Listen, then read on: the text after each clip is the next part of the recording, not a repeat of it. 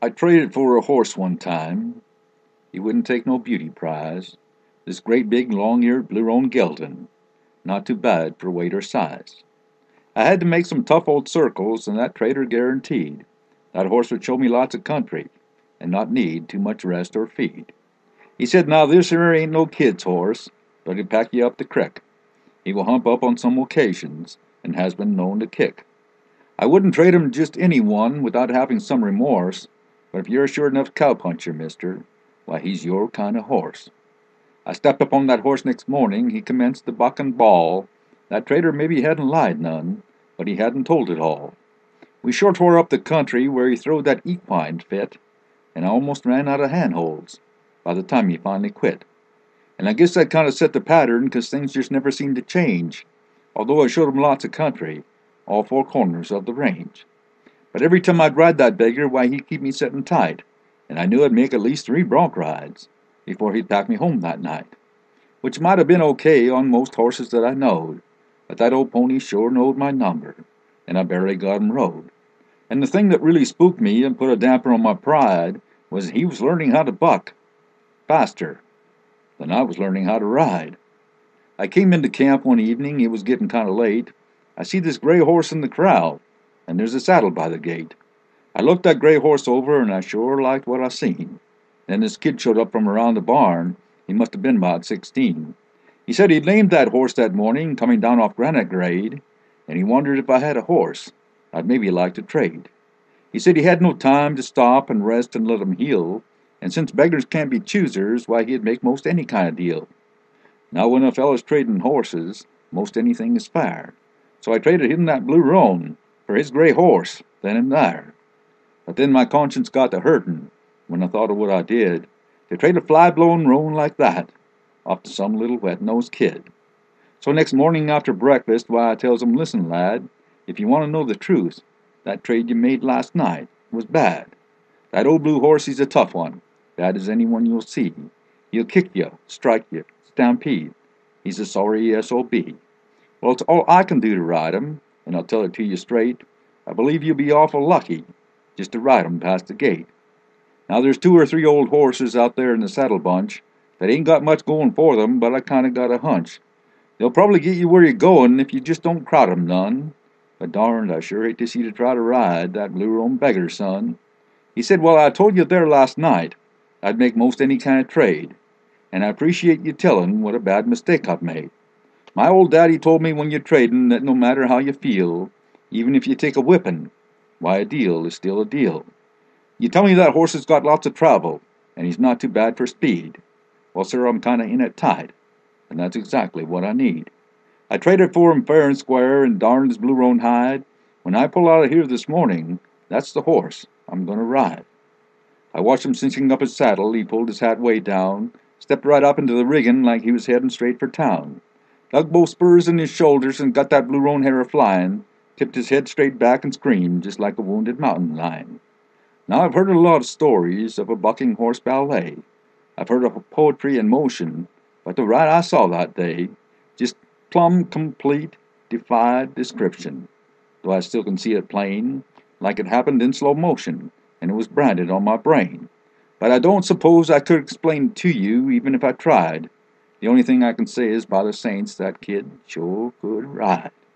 He sat there plumb relaxed, like he was laying home in bed, and every jump that pony made, why, that kid was half a jump ahead. And when it was all over, I decided, I could learn a few things still. And I said, "Son, I'm awful sorry. I misjudged your riding skill." He just said, "Shucks, that's okay, mister," as he started on his way. "But if you think that this horse can buck, don't you dare put your saddle on that gray." Now then my mind goes back to childhood. I can still hear my mother pray on Sunday night. We'd load the wagon, and then I'd hear my daddy say, get a mule. We're going to meet. Hurry up, mule. Don't you walk so slow. I can see the light from the old brush arbor, and the preacher dressed in faded overall. That's where I gave my life to Jesus, down an old time altar. I did kneel and pray. I could hear the saints shouting hallelujah, and then I hear my daddy say, get up, mule,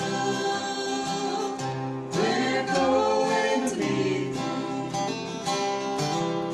Hurry up, mule, don't you walk so slow. I can see the lights from the old past harbor, and the preacher dressed in faded overall.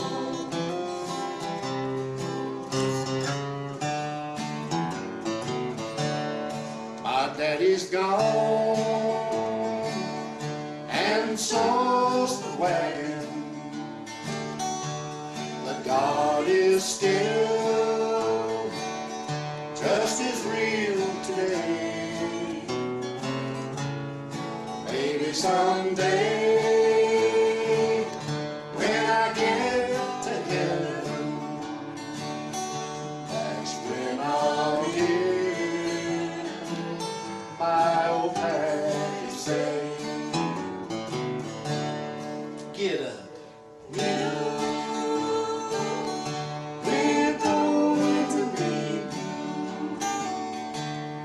Hurry up, mule, don't you walk so slow. I can see the lights from the old brush arbor, and the preacher dressed in faded overalls, and the preacher dressed in faded overalls. Whoa, mule.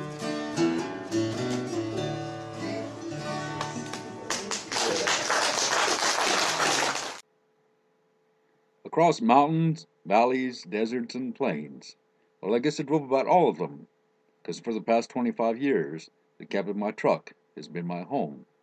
I remember when I bought my first truck, I could hardly wait to get home and show my wife and little boy.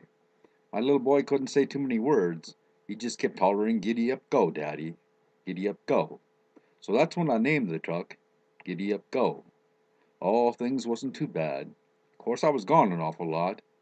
One day I came home and found my wife and little boy gone. I couldn't seem to find out what happened to them. No one seemed to know. So from that day onward, it's been me and the trucks I've named Giddy Up Go. Well, I've made a lot of friends at all the truck stops, and some of them would kid me about my little sign. Of course, they all knew where I got the name, 'cause I told them about that little boy of mine, and how his first words about the truck was "Giddy up, go." Well, today I was driving down old 66, and up beside me pulled a brand new diesel rig, both stacks chromed and shining in the sun. And when he pulled back around in front of me, a big old lump came in my throat as I stared at a little sign that read, "Giddy up, go." Well, I pushed old Giddy up and stayed right on to the next truck stop where he pulled up. Then I went inside and I offered to buy him a cup.